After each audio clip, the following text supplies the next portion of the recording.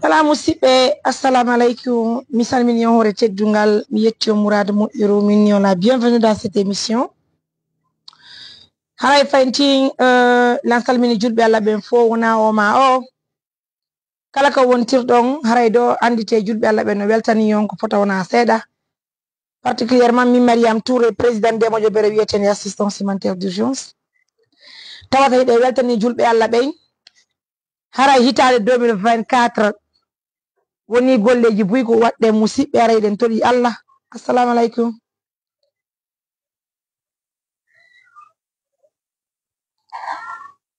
Awa joni mi noddita on no émission nan.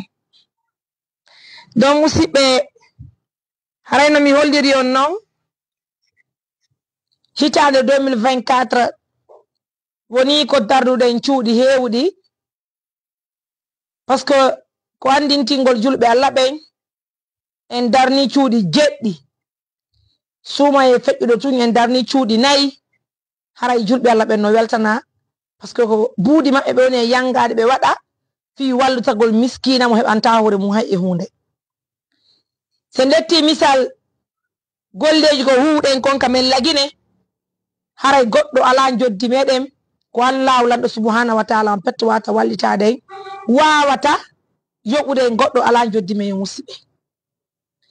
Lantori on noon taw yon partage mission on moƴƴa wawen e yiide golleji ko huuɗen kon enen tigi tawata vraiment partenaire meɗen ɓen hino wawi weltagol par ce que déjà ɓe hi batteji ɗin ka teren ɓe hi golleji ɗin ka tere musidɓe.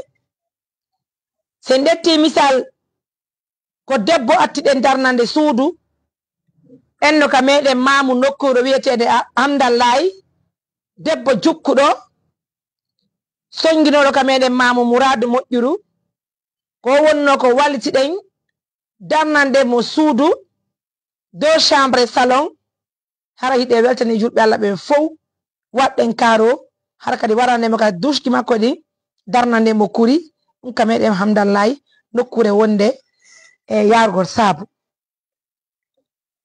Musidɓe sen yiwri ɗon wota yeggutu kadi en darni suudu nokkure ko wiyete Dongora neniraɓe meɗen songinoɓe hattonginoɓe ballal ara ko Mourad moƴƴuru maapinoɓe julɓe Allah ɓe fof wallidiri ittiniri mbuuɗi yawɗen darnanden ɓe suudu welali fi kono inni alhamdulillah par ce que kamɓe kadi en kalori suudu maɓɓe ndu en plafoni en ñappi en installaniɓe courant en sonniɓe julle en sonniɓe dande en solaniɓe kadi noon télévision haray en naraniɓe canal hiɗe weltani julɓe Allah ɓen fof nedira e men ɓe wowa hiide nden moƴƴere en waɗi saabu ɓe heeɓi nden ɗo moƴƴere haray ko Allah wata yoɓude musidɓe. Se ñiwri ɗon ƴetten kadi exemple arten fayntinga meɗen mamu nokkure ko darnuɗen ɗon haray suudu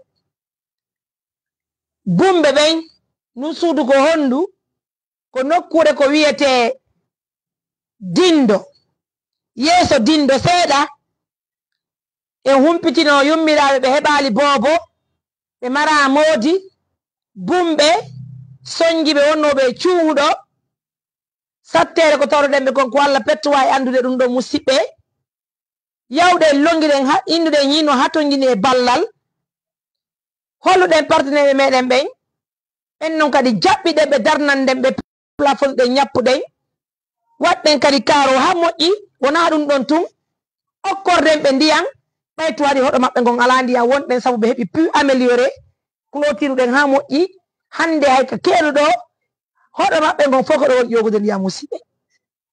Ce n'est qu'une fierté pour nous. Woni cuuɗi tati ko assistance humanitaire d'urgence e partenaire ɓe mum ɓen ko darni kon ka meɗen lagine. Se ñiwri ɗon hiɗon andi en humpitino fi neniraɓe meɗen kenguɓe mari ɓiɓɓe yayɓe joo pay koye tu ɓe soñji ɓe yaka ngesa ɓe walla yimɓe ɓen duulagol e tettugol ko awa kon ɓe okkora ɓe mbuuɗi humpitiɗen fi ɓen ɗon hiɓe maapiɓe cunguɗo assistance humanitaire d'urgence hewti ka maɓɓe ɗum ko hoore mamu ɓayen hewti huniɗen ɓe moƴƴere ko nabi en ko ɗum haɗi ɗe naɓani ɓe nafakkaji ɗin nafakkaji ko naɓuɗe wonani en sabu partenaire ɓe meɗen ɓen ƴettaɓe ko lannata ɓe ƴetti jawle ɓe waɗi e meɗen ɓendi mayi waɗiren goto goto mo ɓe addi woɓɓe addi ɗuma woɓɓe addi jaare woɓɓe addi koƴƴu woɓɓe addi birki woɓɓe addi ka e jane siɗo manditi ñande yayno ɗen hoore mamu darnugol num suudu haɗi laawol ala sonja wanno ko molana ɓayti en arno hanka pon tawi laawol ala laawol feƴƴotako nden ñande nden en hooti nedira e meɗen ɓe rondi juɗɗe wulli partenaire boynila mariam trouve solution mais woto ronku darnugol ndu suudu ko andintingol haray conseil gmi jaɓɓi e walliti en hokkori en tool e leɗɗe ñappirɗe e kala ko wiyete fi ñappugol ngol ɓe wallitori en partenaire ɓen kadi walliti moƴƴa fi plafond ji ɗin e peinture ko nandi e mum e ciment fo modi fuɗɗiɗen golle ɗen ñappuɗen ɗum suudu waɗɗen kadi kaaro hali ɗum ɗo gandi koye suuma e darnuɗen ñande wiyete juule tawi en gayni darnude sundum soɗɗen dande ɗen waɗanɗen ɓe pano he allahu akbar soduɗen kadi guutuji maɓɓe ɗin jonnuɗen ɓe yummiraɓe jonnuɗen ɓe nafakkaji tawata hande hiɓe no woodi koɓe yalta ka meɗen hoore mamu wandintingol ɓen sonnaɓe ɓe waɗande ɗum ɗon hiɓe tawtuno e sonnaɓe inñina ɓen ka hoɗo ko noon tini allahu lanɗo subhanahu wa taala mo taƴataro tokkali allah walliti julɓe ɓen darnanden ɓe suudu hande miɗo tañini han takko perlet hoɗo maɓɓe ngon fof ko kamɓe ɓen yummiraɓe ɗon min beri komi hii kon ko kamɓe mari ko wiyete panneau solaire ka suudu maɓɓe simi fayali ñang ko kamɓe mari suudu paani hara ko tigi tigiru on yafoto cité di mais je vous donne des exemples quand même d'accord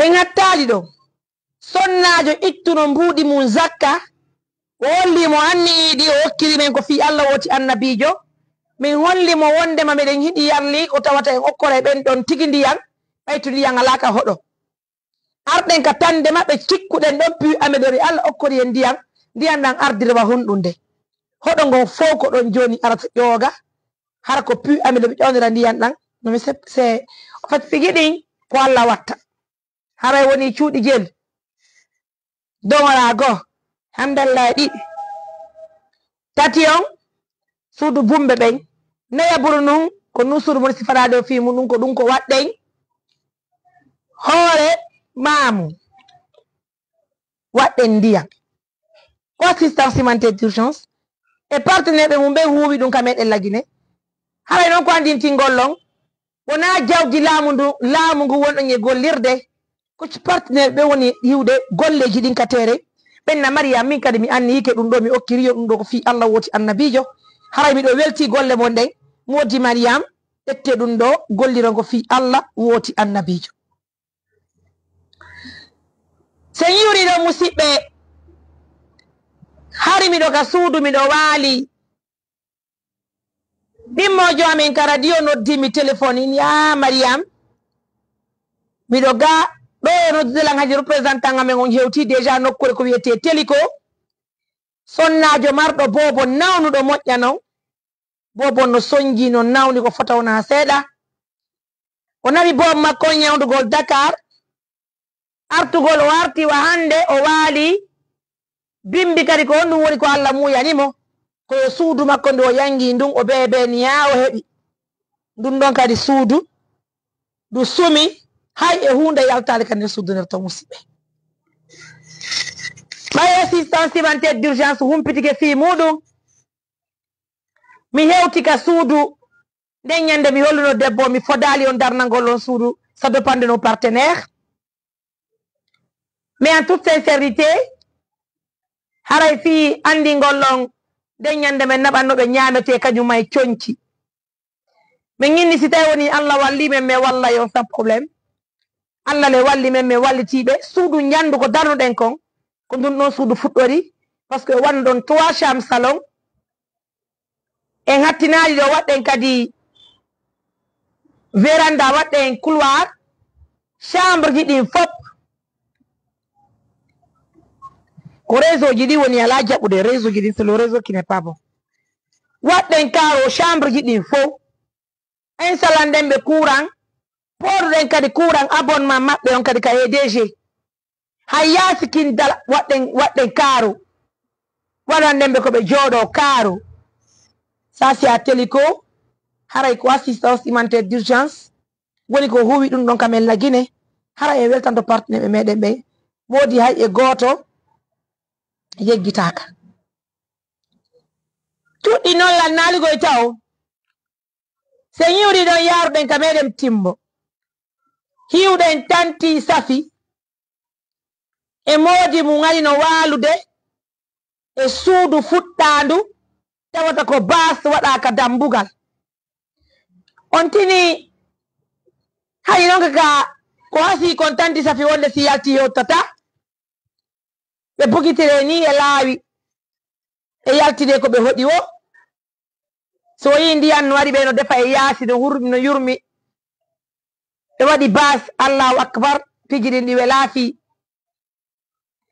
kono noon e weltanto ɓen bakkunoɓe ɓe ɗon ɓay ari yimɓe buy buy keɓe ka meɗen timbo ɓen ɗon jaɓɓitiɓe ɓay ɓen ɗon no fuɗɗi sudulal naali karam koye ngayi naati ɗon ɓen ɗon bugaki ɓe ɗon yo Allah yoɓu ɓen yo Allah holluɓe kamɓe kadi ɓe lalni suudu maɓɓe ɗon e jam moƴƴere ɓay nden ñande miɗo yaade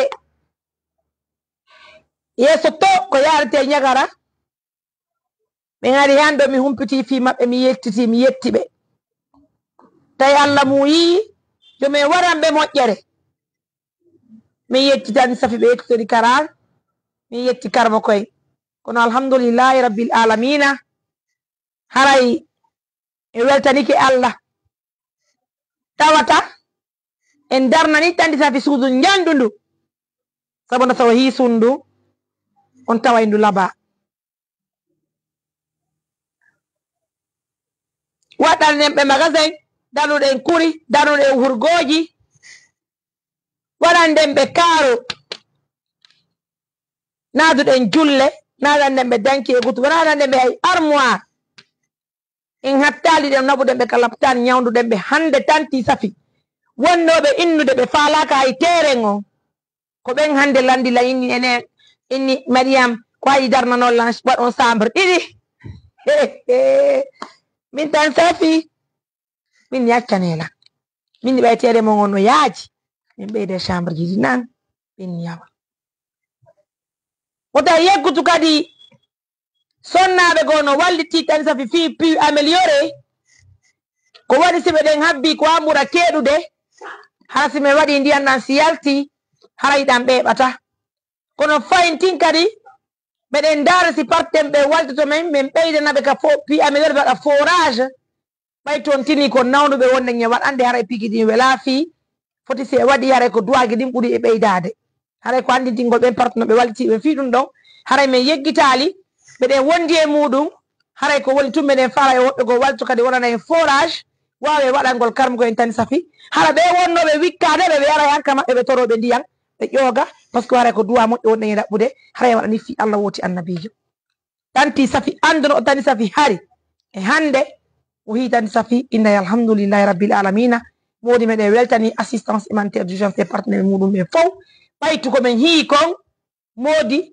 wona golle tawata ko golle hoccitaɗe mais plutôt ko golle wonɗe ka tere tawata sa ari woday ko sutiɗa tanti safi geegiranoɓe kara yo yaw yiya tere maɓɓe o ko tanti safi arti jotti ka maɓɓe mi inni tanti safi ɓayɓe ni ɓe ɗo wulɗala min yaware mamo ɓe immiɓe ari o kamɓe yaginni waalay ka an ko min inni karmo koye ɓayno ton hay so o waalali hittite tawa muudi mon ka moɗo tanti safi ene weltani julɓe Allah ɓe laaɓi hiɓe laaɓi boy hiɓe walade ko laaɓi ñamete no woodi ɓe defude ɓe ñamude woodi hiɗe weltani Allah hiɗe weltani julɓe Allah ɓen nan Nous disons grand merci de l'attention que vous nous accordez. À chaque occasion qui se présente, vraiment, nous vous disons grand merci. Nous prions Allah que Allah vous paye, surtout que Dieu vous protège. Je pense que c'est l'essentiel. Seigneur, jaamiuje ɗe ngen darni jaamiuje buyi andite moƴoɓere tawata wona laamu ngun tambiti tawata wona institution ji ɗi tambiti wona banque mondial tambiti ko julɓe Allah wonuɓe gollude woccito golla ƴetta mbuuɗi jonna men inna men moodi may moɓidiren ɗum ɗo darne suudu Allah ndu tawata hande ko joɗɗen ɗo en darni jaamiuje jeego moodi hiɗe weltani Allah hiɗe weltani julɓe Allah ɓe fuu hiɗen tangini hatta ko pellet hande miijo meɗen ko heɓugo kadi partine ɓe hokkay ɓen jawle tawata e jinda e lagine fof darne suudu Allah hara mawɓe meɗen ɓe heɓa ko rewa Allah ɗo subhanahu wa taala ɓay si a darni juulirde wona min holli dey ko jannguɓe diina kan holli tigi wondema si a darni juulirde ka meɗen lagine ga ka meɗen ka aduna ɗo hay ɗamari huɓɓere kal canna ko hombo woni miijaki ko hombo woni faalaka yo jawdi mum tawe ɗum ɗo musidɓe haray on tini à chaque fois min holla meɗen faala dokke ɗen ha kono ko ɓurani men ko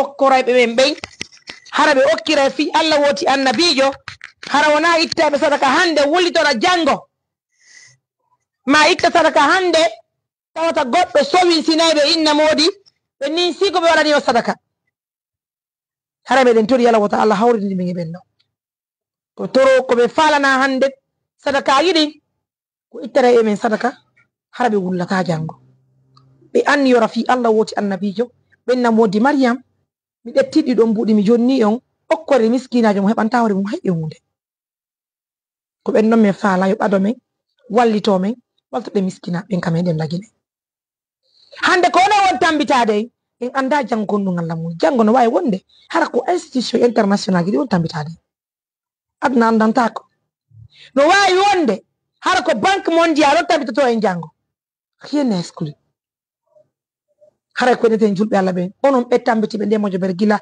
nde sinca ha hande yo Allah waɗan on fo moɗon baraji yo Allah ɓeydu duwaji ɗi yo Allah okkoron feere de plus yo Allah fontan on kadi juuɗe mon ɗen hara son itti sadaka Allah waɗan on jaabire sadaka ɓoytuɗon o musidɓe par ce que ça fait plaisir en neewi darnugol jaamiuji jaamiu mo darnde wo en takkay ndiyan ɓeytu hara hiɗen haton jini kadi e duwaji ɗin sadaka ilowo si kala salli gorɗo ɗon ndiyan haray wonti no mari duwa woɗɗo no mari duwa dariɗo han laati hay tawdaɗo e moƴƴere nden han laati on ɗo hino mari geɓa makko ngal nder to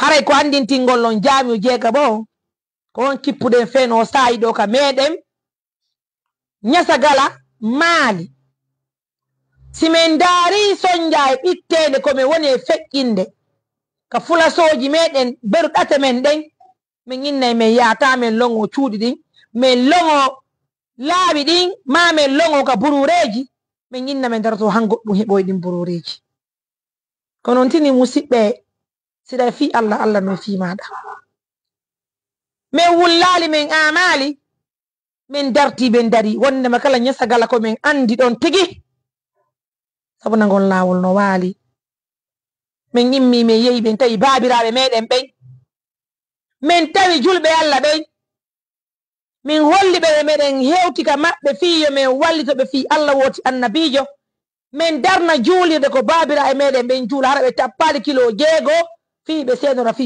juulugol juma duyi ɓe nu hara ɓe nawi woɓɓen ton ko bumɓe ninira e meɗen ɓen hara duuɓi ɗin towi ɓe wawata senagol kilo jeego fi ko ɓe yaaɓe juula juma si jaami on addama ka hoɗo ɓe wawi ƴagogol fello ɓe tawa on jaami ɓe juula on juma kono ɓe wawata senagol kilo jeego musidɓe sa addaniɓe nden moƴƴere ka hoɗo haysi ɓe innalima albarka Allah wulanɗo waɗa e barke e maɗa waɗa duwa e ma tawata duwa o yata e lawa sakko fotta giɗo ma kañum musidɓe min pay koye ton ɓay goto e amen heɓaali duuɓi 50 minen ɓen seninoɓe ɗo minen pay koye fof min fof amen komin fayɓe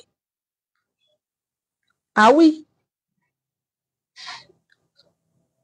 goto e amen mais fop men yimmi me yeyi min tawi mogo baabiraɓe Alaji Badru en holli wondema hiɓe newnani men hara kadi ko moƴƴa non hiɓe newni hiɓe yamiri men ɓe immine kadi ko tawde fi didugol juulidere men nden ka meɗen ñasagala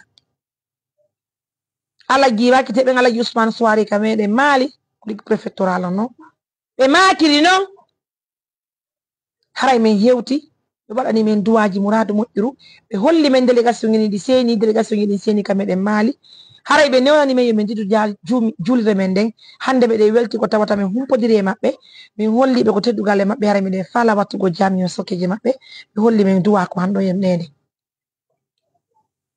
haray hiɗe weltani Allah hiɗe weltani julɓe Allah ɓe fof wona o ma kala ko wontirɗo andite jawdi kala ko adduɗo ko fi ko moƴƴi woni yaade wona fi ko boni kala kadi noon anni yoriɗo fi Allah woti annabijo ko jawdi mum ndin tawda e muɗum on tigi watani so parce que Allah no marani mo moƴƴere musidɓe aujourd'hui grâce à assistance humanitaire d'urgence ñasagal ha sa grande mosquée une mosquée c'est-à-dire hara jami on kadi wona jamrudu darnuɗen ko juulirde juma darnuɗen ka hoɗo ñasagala yo musidɓe ko teddugalle moɗon waɗɗen kabineji labaɗi pentuɗen julirde men nden hande ko honto satten nde woni musidɓe hiɗon andi mi holliti o ñasagala hoɗo gon no pooɗi ɓay no ɓadodiri wallahi hoɗo gon no ɓadodiri ko frontiére meɗen Dakar je vous dis en toute sincérité oui parce que luumo waɗaygo ngon gaya woɓɓe ko seefa sensata je vous dis mo pooɗi laawol ngol wela yaade laawol ngol wela fi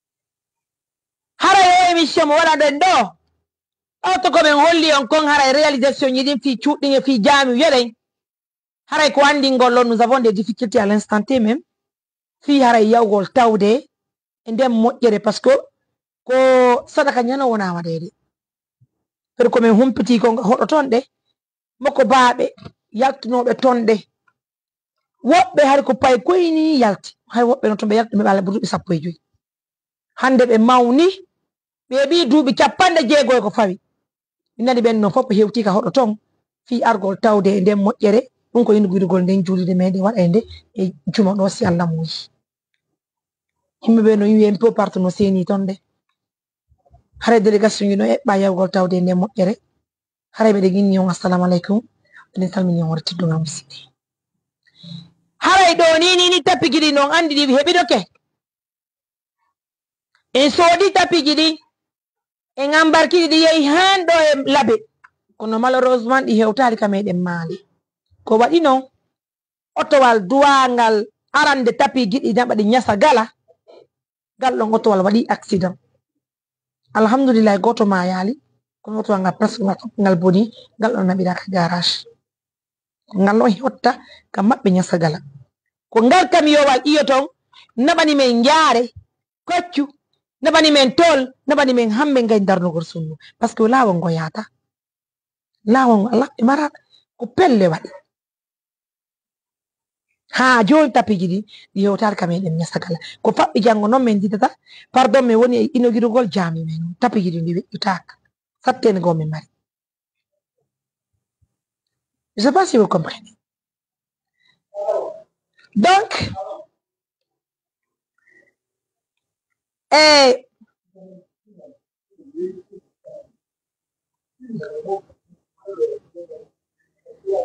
ça devient tellement compliqué pour nous.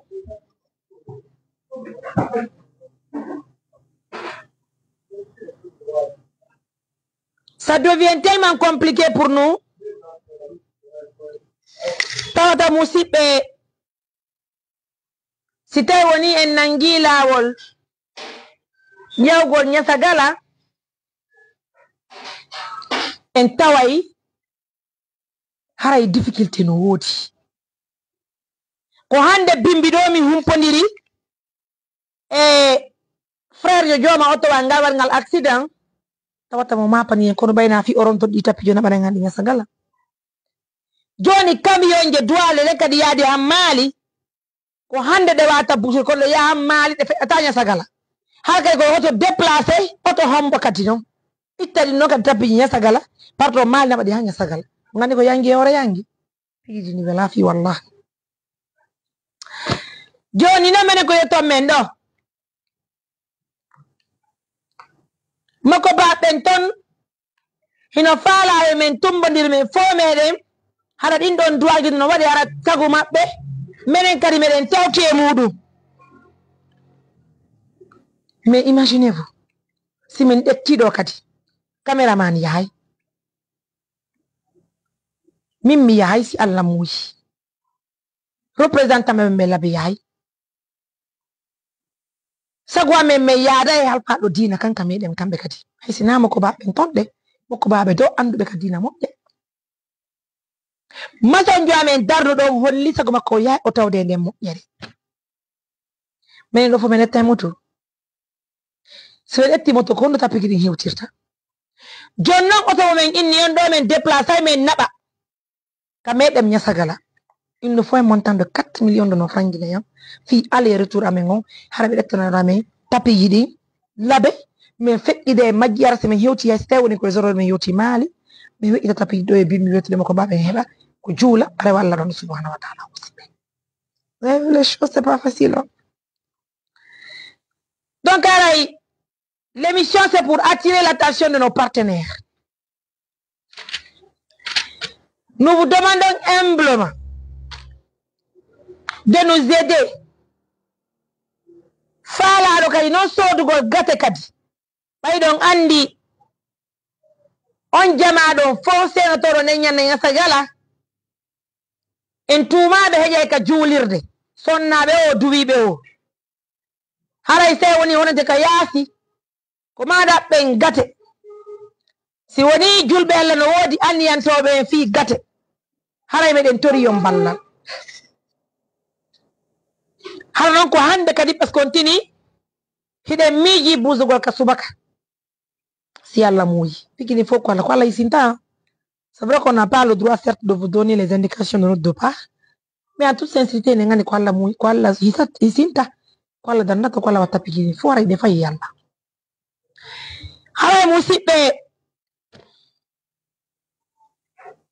meɗe welti moƴƴana mi holliri on ni marɗo feere soda gollen gate ko weƴƴite ka yaasi hara julɓe Allah ɓen si hewti woday ko toolo hara hiɗen hatonyine ɗum ɗo si tale kadi feere heɓike o waɗi goro e yewtidi babiraɓe meɗen ɓen hino moƴƴi no wondi e duwa hino wondi e baraji murado moƴƴiro kala kadi faalaɗo anniyade sadaka okkora miskinajo musidɓe hara hiɗon andi sugaɗeɗo jamji so no udditeɗe ko hasikon haton jimɓe ballal hewtay ton hara de toute façon vous avez l'opportunité de se présenter maintenant fiye wawu haray wallidirde hara nde hewta ka meɗen maali haray kala miskinajo mo tawɗen woɗay ko fandiɗen mo ɓayɗen andani hoore meɗen ko baraji waɗani ko duwa e bara kala iwɗo ko woɗɗiti artawda e immigration jamiu haray vraiment o ɗaɓɓani hoore makko wona mariama o ɗaɓɓani ko hoore makko woni ko ɗaɓɓani et menen kadi surtout nous aider nous les membres de l'ONG avoir une 4x4 tawata musidɓe hara ɗum ɗo wawa men naɓude artira men sans payer les 4 millions qu'il nous faut, les 4 millions qu'il nous faut fiyo men wawu haray e yaade tawde inauguration o jamiu mi rerono tappiji ɗin ka meɗen maali. Assalamu alaikum. Oui, on a donné le message mais la émission. C'est ça, oui, minute dit, d'accord. Nani?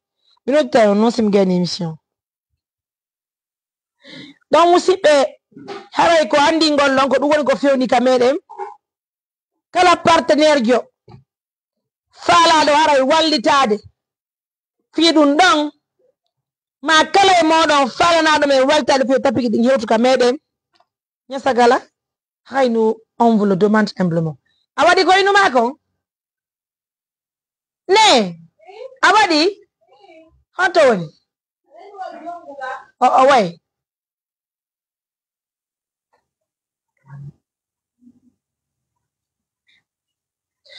Yapo.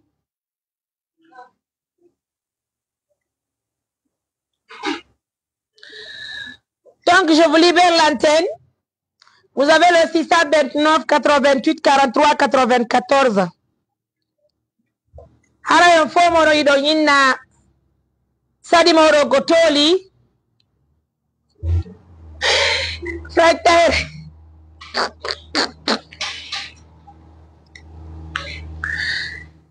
Frère, je savais que le partenaire idéal de l'Angleterre allait venir. Il me demande de m'exprimer un peu en français. Certainement, c'est pour attirer certains partenaires en français, il n'y a pas de souci. Mais c'est moi, le français n'est pas aussi comme ça. Mais néanmoins, on va se démerder un peu pour vous satisfaire. Parce que vous faites partie des meilleurs partenaires de cette organisation humanitaire qui est vraiment basée en Guinée. Sans vous mentir, aujourd'hui, quand on parle des organisations qui font des réalisations, qui ont des partenaires idéaux, assistance humanitaire d'urgence, peut faire ici, s'il te plaît, peux faire ici. Assistance humanitaire d'urgence fait partie de ces meilleures organisations qui sont basées en Guinée. Ce n'est qu'une fierté pour nous, hein, de faire des lives tous les jours, de faire appel à nos partenaires, de leur expliquer surtout comment nous travaillons sur le terrain.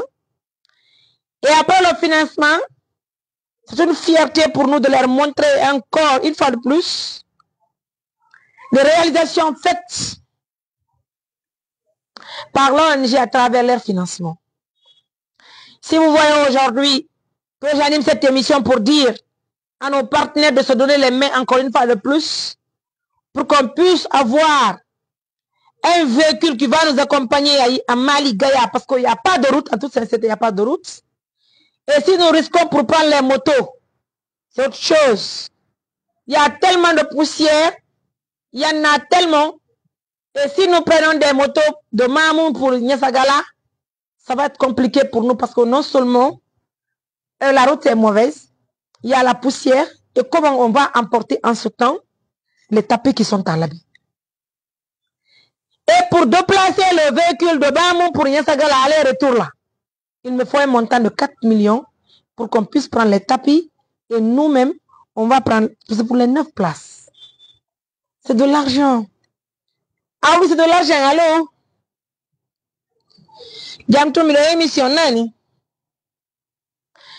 Donc, je vous invite de nous aider pour réaliser ce rêve.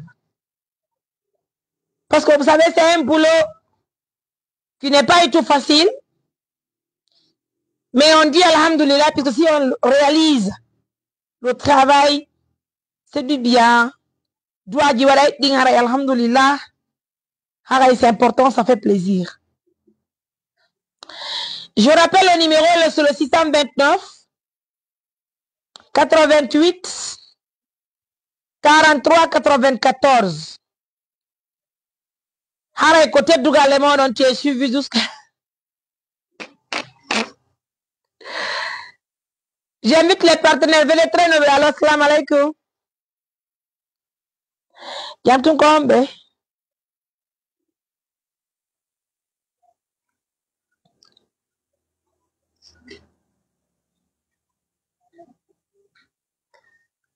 Na?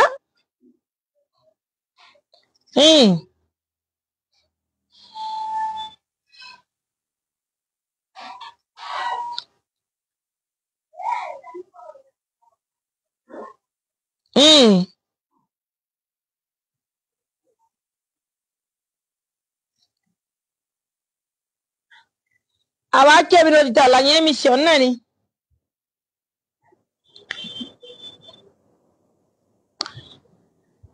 Donc, Moussipe, je vous donne le 629 réseau du nom Hande Allah, même mon WhatsApp, ça prend pas, franchement. Ça prend pas du tout, hein, je sais pas la raison.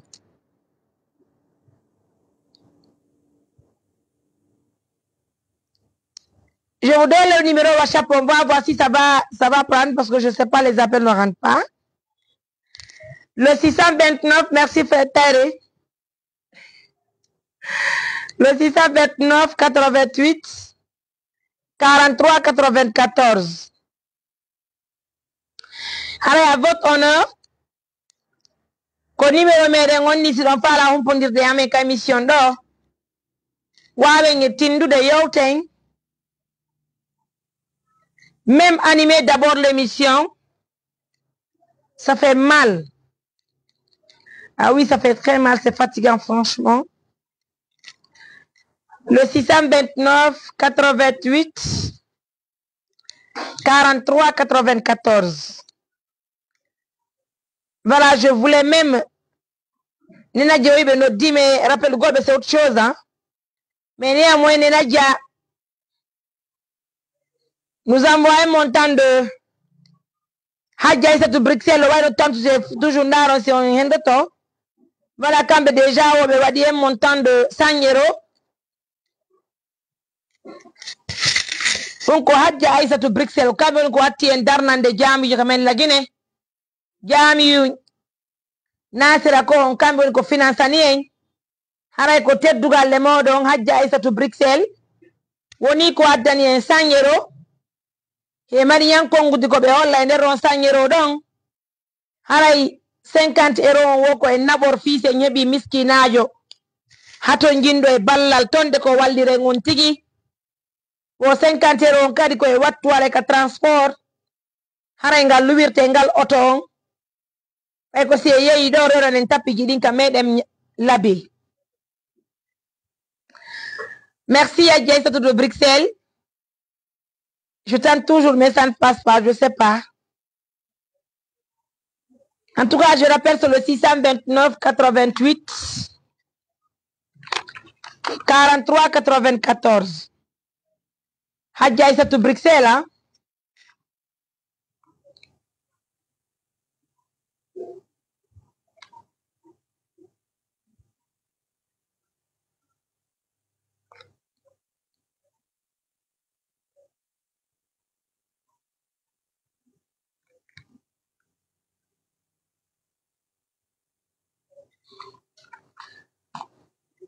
Non, mes amours, continuez à nous suivre. Hein?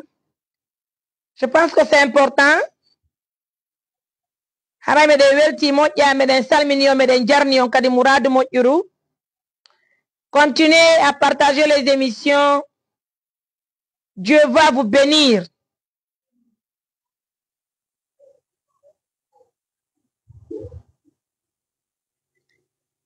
Encore une fois de plus. Ah oui, frère. Merci pour la confiance. Le 629 88 43 94. Je dis bien.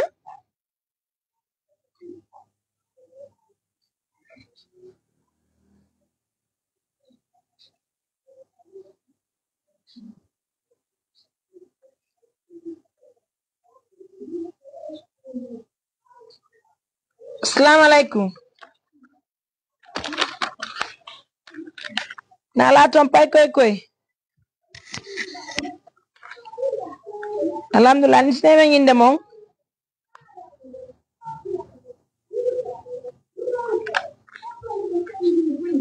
Kala ndata ji no dudi de yafe.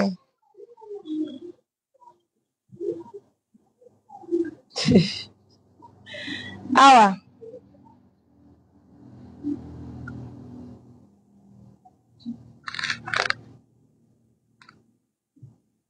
Awa. Allah amin.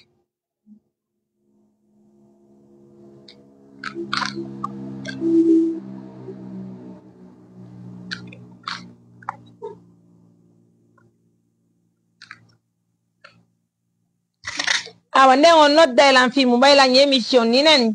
Ouais. Bien.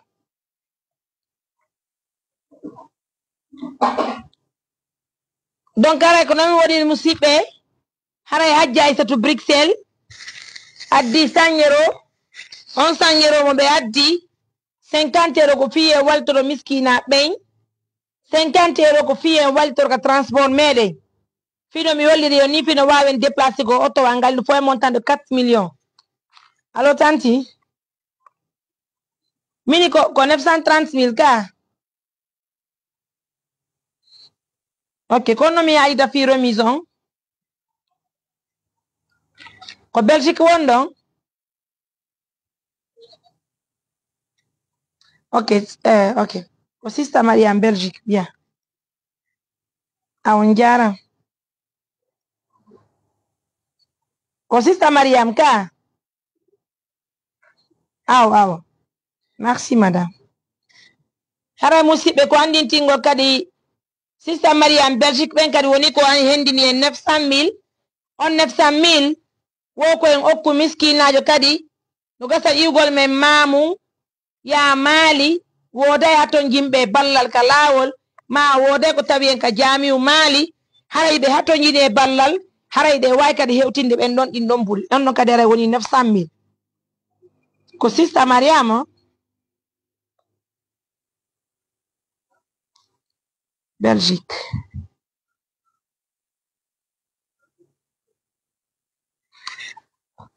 Donc venez très nombreux mes amours. Pour l'instant nous avons obtenu 2 partenaires et nous quant à nous il nous faut un montant de 4 millions pour déplacer le véhicule. Alors je sais que mes partenaires vont nous envoyer la 4x4 tout à l'heure. Prêtez. Nous avons besoin d'une 4x4 pour aller à Niassagala. Nous avons besoin d'une 4x4. Ma marraine mondiale, vous êtes où? Dans les autres Amériques, vous êtes où même? Nous avons besoin d'une 4x4 pour aller à Niassagala. Allô? Oui, Kombe? Ça va? J'aime tout une émission, Kombe? Kombe? Oh non?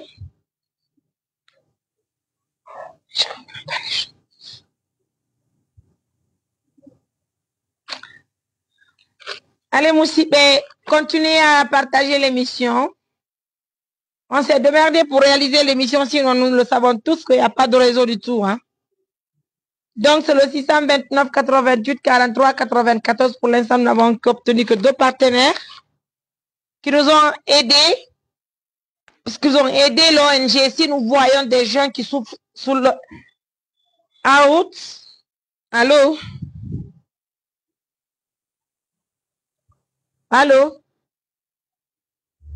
Walaikum salam. Kombe? Nala ton wifi. Kombe?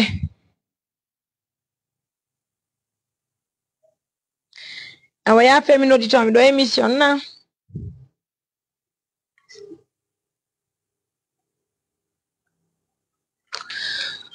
Non, mes amours, partagez-moi l'émission, likez l'émission. Je vous dis grand merci de la confiance et par la même occasion, je vous apprends que nous avons obtenu enfin l'argent des mains des Néné Hadja de Philadelphie pour la réalisation de forage pour la première fois à Dongol Touma, précisément à Pellal. Donc, à votre honneur, un représentant de l'ONG, Inch'Allah, va nous représenter à Dongol Touma ou bien voir même Mariam, voir si je veux aller pour la réalisation de ce forage. Parce qu'il faut reconnaître que Mintokorang, comme Donald Trump, précisément, hier, son mapesera, comme était dans Junku. Harai, nous avons eu besoin de marketing au pays. Mersa Jali Junku. Harai, côté Dougal le Modon. Harai, Kwandin Tingolong. Informé de mi de Weltana. Wana Oma O. Donc, Harai, les gens tentent, mais le réseau n'est pas fiable. Son tante Yonyenda qui a tenu la message vocal, Nani. Réseau dit mo yalo. Oui, Kombe. Comme Mariam, oui.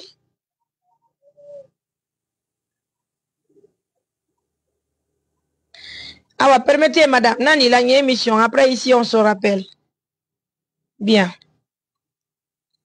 Oui. Voilà. On en fait la benoît de Golambe. Faut laisser moi des messages vocaux parce que le réseau dit moi. Il y a du tout.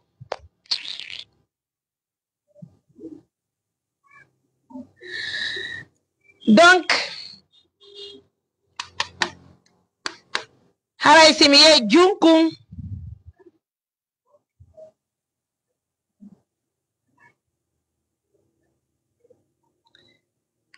Adja assalamu alaikum réseau jiɗi ala jaɓre min déjà mi informino ko yimɓe ɓen mi informino Adja no ka lawoɓe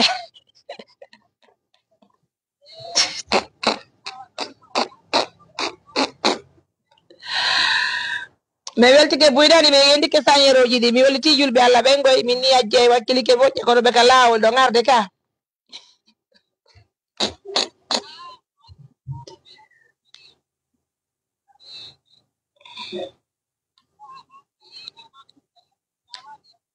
ninaje moɗon ka ligne lanka émission moɗon ka ligne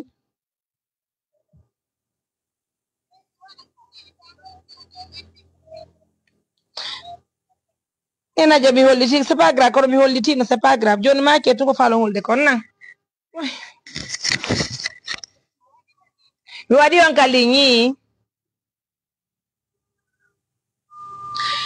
joni ɗi haray ko fi juulirde nden haray en torɗiki Allah subhanahu wa taala o kala ittuɓe ɗon ko ɓuri e fanɗude ko ɓuri e ɗuɗude Allah waɗan ɓe joɗɗi ɗin aljanna allahumma amin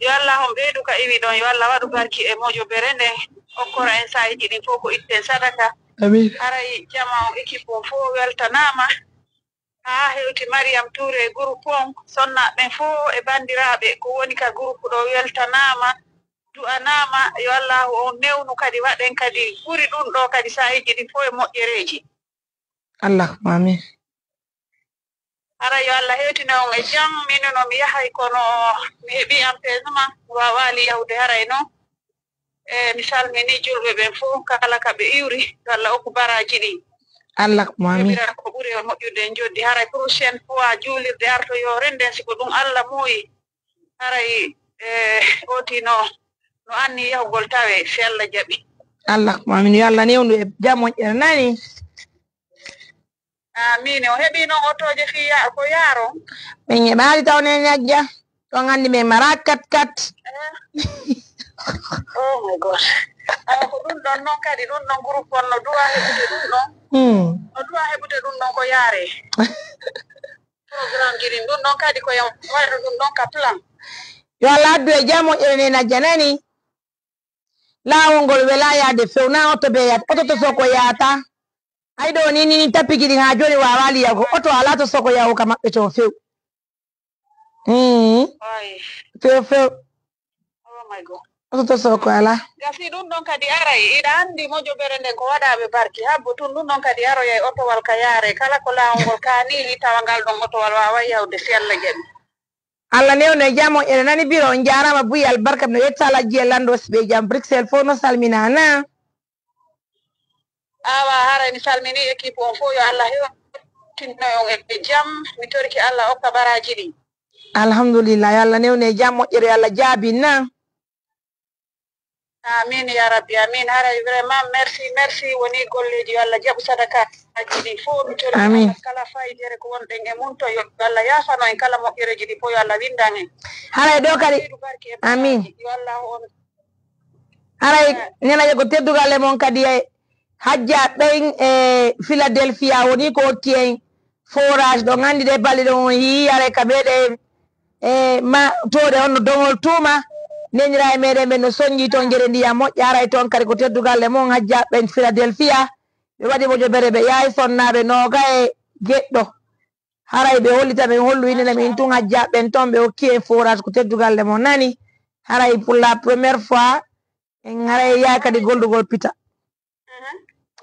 haray ko teddugal e mon awa tigi tigi ɓe jarama yo Allah ɓeydanɓe ka iwi ɗon yo Allah on ɓurtu wadde barki e moƴo bere nden haray sayiji ɗin fof ko ɗum waɗi jokke rendan no moƴƴi yo Allah yoɓuɓe ko ɓuuri e moƴƴude en joddi yo Allah waɗanɓe koloji aljanna amin hokkora julɓe ɓen fof ya rabbi Allah yoɓu allahumma amin suriyaji maɓɓe ɗin ɓeyda arsike ka jawdi maɓɓe mo Allah yiɗi yarli mi torki Allah subhanahu wa taala on Allah yoɓirɓe ko ɓuuri e moƴƴude en joddi haray sonnaɓe ɓe weltana e bandiraɓe fof haray ko non sa'iji ɗi fof ko en folondir ittugol sadaka nani ko en folondir ittugol sadaka laaɓuɗo dagiɗo mo Allah yiɗi yarli haray an kadi Mariame Touré a weltanama an e équipe on fof min se fula hay e goto accaka awanena dial barka bon haray fa en timinamana yo numéro maɓɓe on tinɗo weltano ɗon ɓe na awa hara en weltanike mi ñamma rugiyatu kadi rugiyatu o jarama ko daki kon ton kanko kadi o waɗi ɗeɗo golle yo Allah waɗumo korɗo islam yo Allah waɗumo daraniɗo fi islam yo Allah yoɓu ko ɓuuri e moƴƴude en joni ya rabbal alamin a okkoramo kala dannamo kala ko wuli ya rabbal alamin haray wallahi ɓenni men mi yoɓa e fof mum partenaire ɓe kadi ɓe laɓi bandiraɓe hay son coupa frère ma jam to won ɗon émission o aray kamɓe kadi ɓe weltan kota Allah heɓtinoyoge jammo moƴƴere nani awanena jaw jarama albarka frère ma jam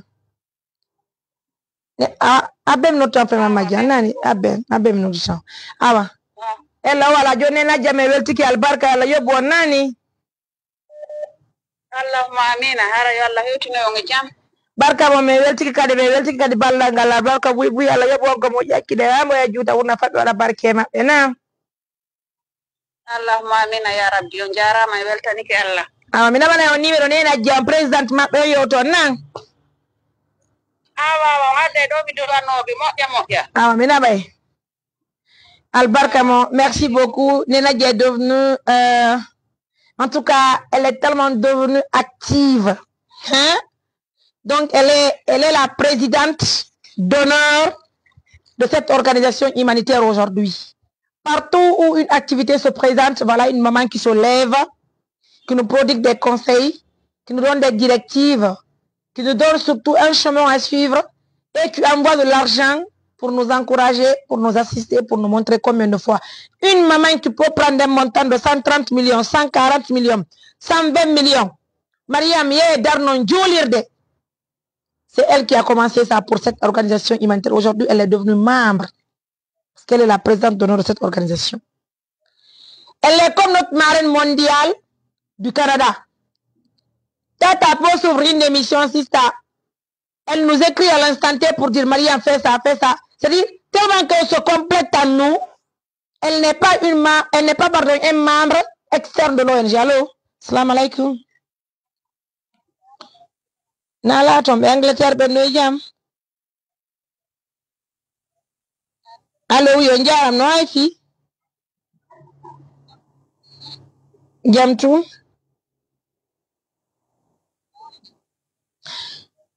Na no dimen ko mi Mariam.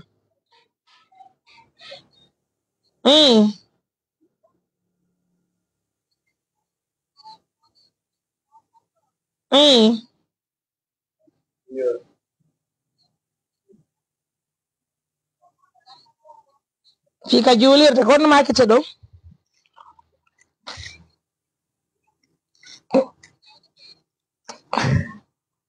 non c'est pas grave inenga ko madame honno madame s'il vous plaît madame madame Diallo ko Angleterre ka ko Allemagne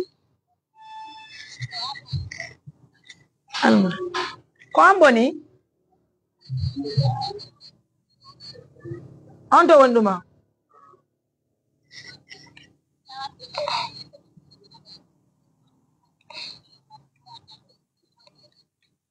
ok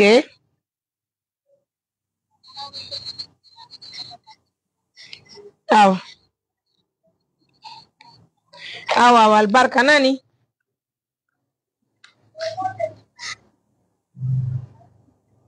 hala ne lando tout c'est pas grave ne vous inquiétez pas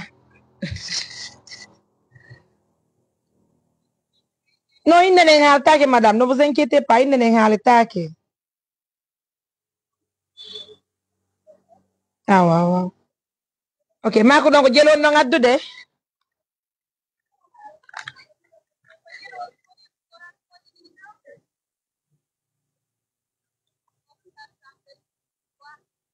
Bien.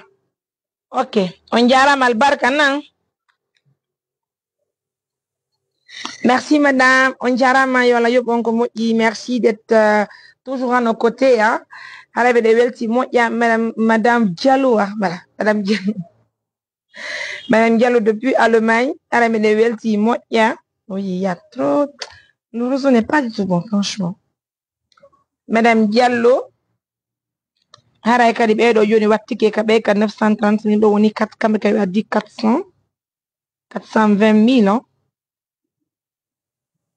fi miskina ɓe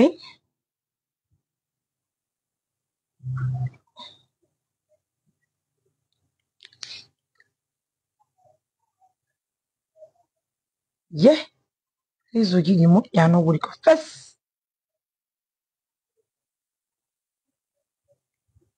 aji assalamu aleykum na laton fay ɓelle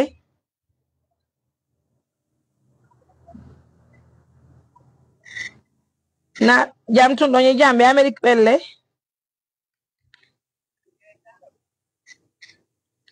aw ok ara ɗinno ko fiyon ɗum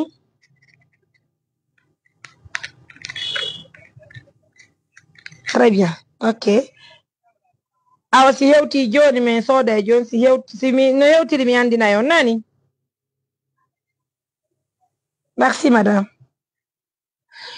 donc ara ɓeɗo kadi ko wontiran ɓen Amérique Hajja Fatoumata wontirɓe Amérique ɓen kadi ɓe holli ɓe addi ɗo e montant de 500 000 haray o 500 000 ɗo ɓe faala e wattu ɗum ɗo sooden gate ɗen gate ber ko heɓuɗen ɗon gasa gatal gotal e hiɓiɗen 80 000 ma 100 000 say woni ko 500 000 gasa hiɓiɗen goto 4 ma 5 so naɓoyi ɗen ɗo makko babe ko kadi tolto ɗon ka yaasi pardon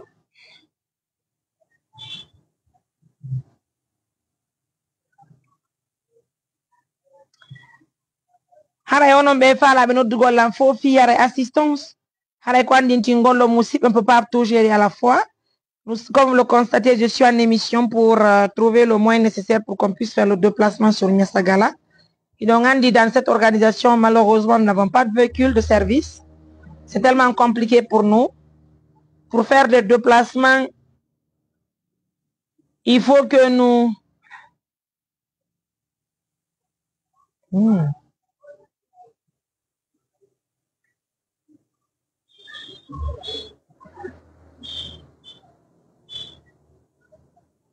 Donc, vous avez le 629.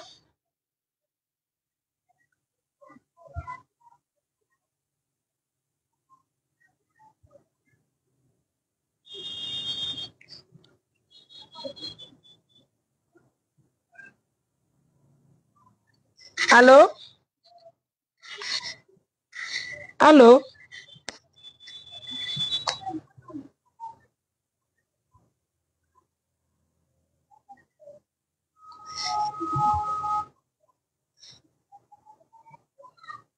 Ok, réseau du yeah.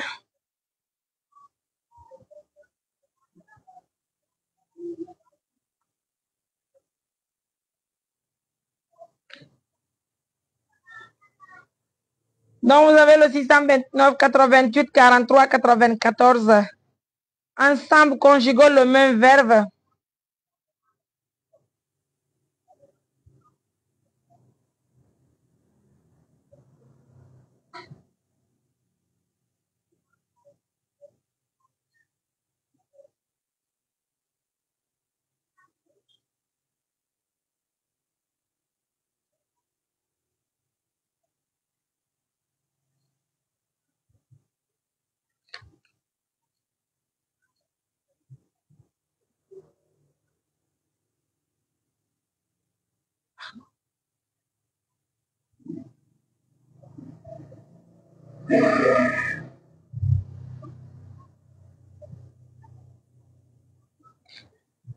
Donc, comme vous le voyez, il y a Orange Money Syria. Oh là là.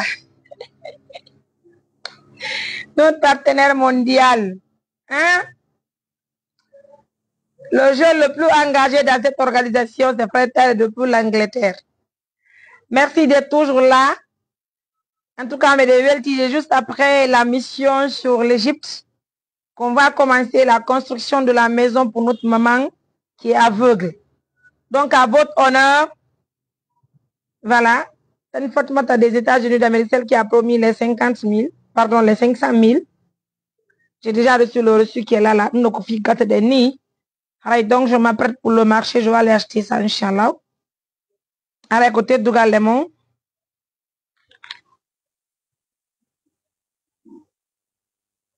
Donc, j'ai reçu l'argent. Aray, kono wonjiri musibe. Ene weltani yongo fomo don na oma oh. Comme vous le voyez déjà, le 629 88 43 94. Un fomo don yidon tora bal ko yondiri haray. Fio mission mesdames Yassagala, je vais vous laisser parce qu'il fait tard. Mais néanmoins, si vous voulez contribuer, en tout cas, vous savez le numéro c'est le 629 88 43 94. Si vous voulez acheter des colas, si vous voulez acheter des nuts, si vous voulez faire quoi que ce soit et que vous voulez assister l'ONG pour qu'on ait un monde de déplacement sur Niassagala,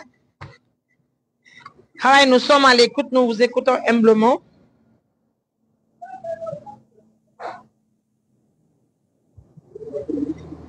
Allô? Walaikum salam. Nala ton. Yam ton kombe. Aw. Aw. Yam ton fight be.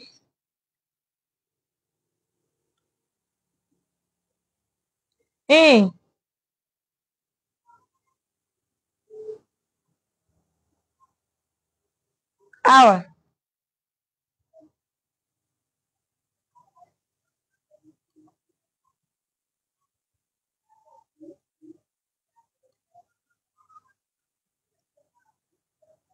Aw. Hello, ala nani on a des numéros.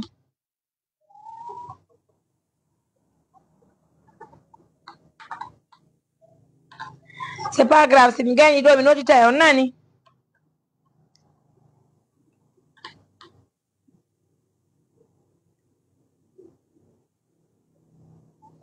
Hello, ala so nga di mi andi na yo.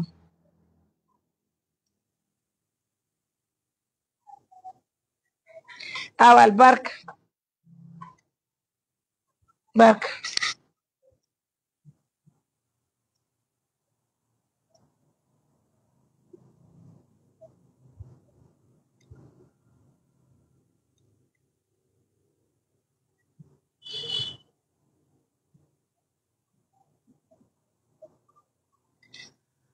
Non, aussi, merci beaucoup, merci de la confiance et de la fidélité. Madame Diallo, je viens de recevoir les 420 000 aussi. Albarka, il n'y a pas de souci. Voilà, avec Belgique, assistant Mariam Kadiara, non Kadimendiki Albarka. Hadja Fatmata Kadi Amérique 500 000 guides, non Kadimendiki Albarka. Donc, ensemble, on va conjuguer le même verbe pour nous aider à trouver un monde de déplacement. En tout cas, il nous faut un montant de 54 millions pour qu'on aille avec les tapis. C'est compliqué, hein?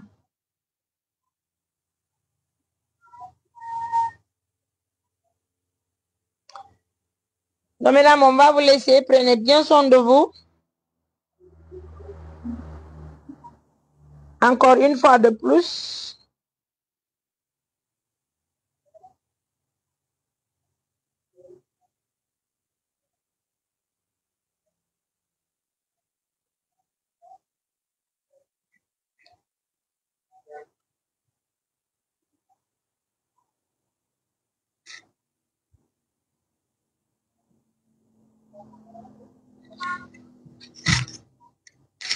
Et frère, 30 minutes.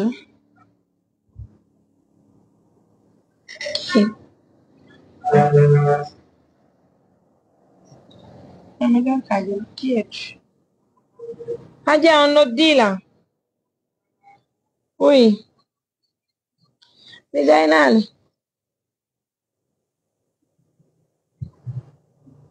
ah.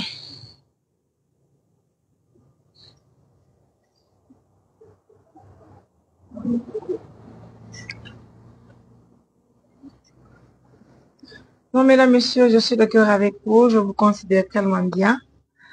Donc, merci à nos millions de partenaires. Nos partenaires me demandent de rester 30 minutes. Je suis tellement fatiguée. Il y a des gens qui sont des gâteaux. Il y a des gens qui sont des gâteaux. Ensemble, on va conjuguer le même verbe pour soutenir les villageois de Niassagala. Vous et nous. Fred et toi aussi, qu'est-ce qu'on fait? Notre jeune le plus engagé dans l'ONG. Oui, oui. Fred, nous avons besoin de toi. Notre déplacement, il nous faut un montant de 4 millions pour déplacer le véhicule. Mon Dieu, c'est compliqué. Hein? Si on avait notre 4x4 là, est-ce qu'on allait déplacer ce véhicule? Donc, je vais appeler Ragui. Madame, je travaillais. Non, c'est pas facile. Allô? Non? Oui?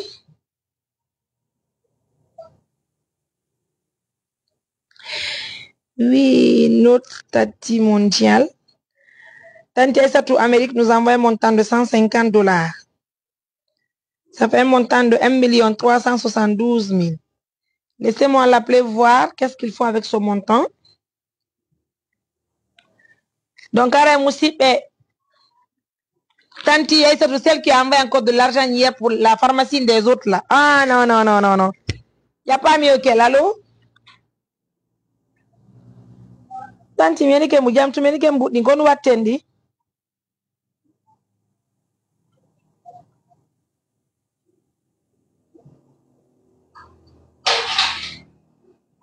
On ne benete. Ok. Maria. Ah. Ben donc je l'ai dit. À 500 000. Ok. Et dites non.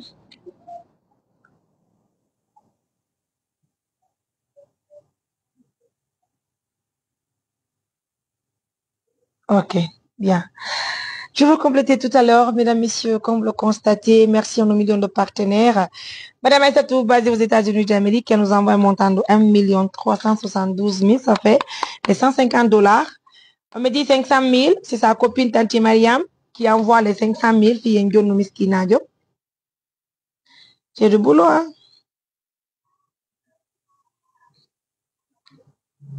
Là, je veux calculer. Attendez-moi.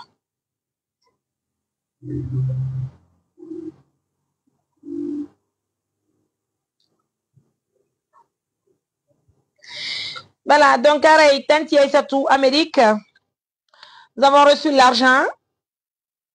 Voilà, j'ai reçu le reçu tout à l'heure. 1 372 000. Donc, les 500 000, que Tanti Mariam a dit, Miskina, Albarka Moyon la bon. 500 000, elle nous dit de mettre ça sur le transport. Donc, transport, on met bien. 500 000, dit. Et Tanti Aïssatou Bruxelles, quoi, dit donc, elle a 500 000, donc ça fait les 1 million. Au 300 000, on va donner ça à quelqu'un qui en a vraiment besoin. On va tellement trouver ça en cours de route, mes amours. Merci pour la considération. Merci de faire de nous ce que nous sommes. Hein? Fred Taïre, pour notre déplacement, ça nous rend un montant de 3 millions. Oh là là. Venez, mes amours. Voilà, Mironti, je vous jure. Allô? Faites bien combien? Oui, combien? Combien? Bien. Qu'on parle. Dieu, on a pas tout mais il y a mal, non? Bien. Oh mon Dieu, aussi c'est compliqué d'être.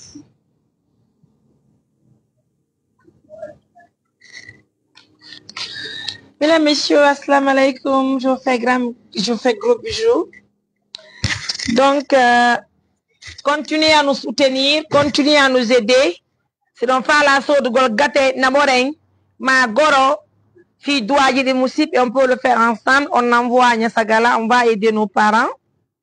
Haray ko juma ɗo wonɗen e didugol barɗo wonɗen e inauguré julirde men nde musidɓe. Haray ko teddugal e julɓe Allah ɓen fof ɓeɗen weltani kala partenaire jo ƴettuɗo jawdi mum tawda e ɗum ɗo nde moƴƴere ɗo.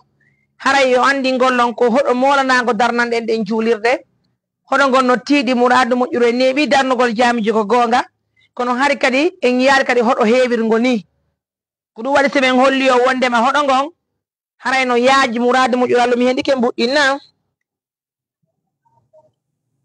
Allo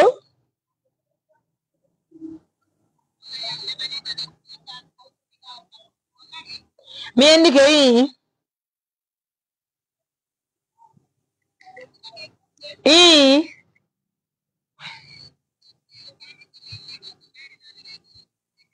mi faami inde yen jonna e miskina ɓen ka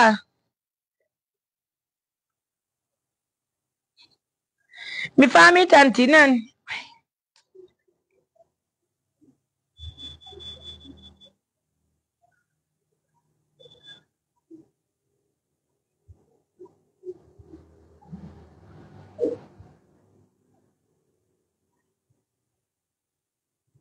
Mini mi faami ɓaylanka émission mi nodita on nani mi faami.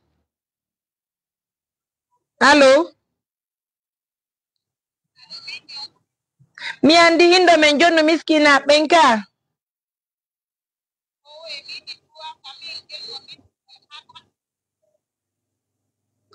awa awa sibi gayni mi nodita yo.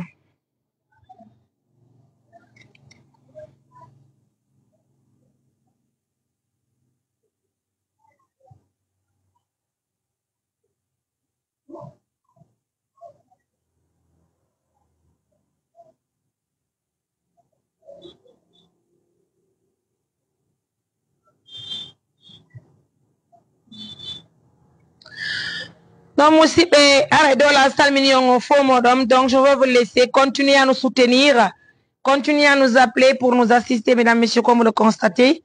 En tout cas, c'est après demain vendredi que nous allons, Inch'Allah, inaugurer la mosquée de Niassagala. Vous êtes tous conviés à cette inauguration, Inch'Allah, à Mali. Haray meden tori on faintin kadi, parce que nous, quand même, c'est pas une chose qui est facile, la route, elle est totalement.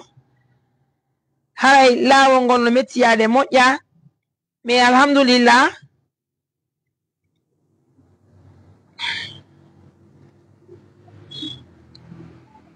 je m'en dis, je restais 30 minutes, donc qui sérieux, je me donc kiffe. Pero qui moƴƴana.